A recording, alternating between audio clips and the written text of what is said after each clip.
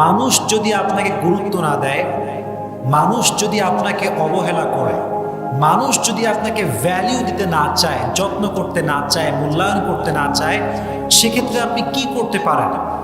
ইসলাম এই ক্ষেত্রে কি সাজেশন দিয়েছে, রসুল করিম সাল্লাল্লাহু আলাইহি ওয়াসাল্লাম কি বলেছেন, এটা আমরা আজকে জানবো। ইসলাম বলে যে তোমার সঙ্গে সম্পর্ক ভেঙে দেয় তার সঙ্গে তুমি সম্পর্ক জোড়া লাগাও, যে তোমার হক নষ্ট করে তার হক তুমি আদায় করে দাও, আর যে তোমার সঙ্গে জুলুম করে, অত্যাচার করে, কষ্ট দেয় তাকে তুমি আল্লাহর জন্য মাফ করে দাও। সুবহানাল্লাহ পড়েন। হোয়াট এ বিউটিফুল ইসলাম, কি সুন্দর ইসলাম। কিন্তু আমরা কষ্ট পাই কখন? কেউ অবহেলা করলে কষ্ট পাই কখন? পেইন ফিল করি কখন? We have to justify it first. এটা আগে জাস্টিফাই করতে হবে। দেখেন, মনোযোগ দিয়ে শুনবেন।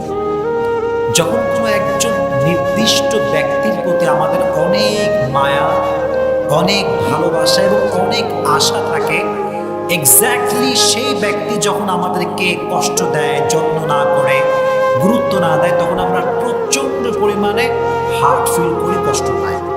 So firstly, you have to overcome the illusion and expectation from him. যাকে আপনি খুব বেশি মায়া করেন, যাকে আপনি খুব বেশি ভালোবাসেন, তার প্রতি আপনার প্রচণ্ড পরিমাণে আশা কাজ করে যে সে আমাকে রিপ্লাই করবে, ভালোবাসবে, যত্ন নেবে। এই ভালোবাসা, এই মায়া এবং আশা তার থেকে কাটাতে হবে। রাজি আছেন ইনশাআল্লাহ?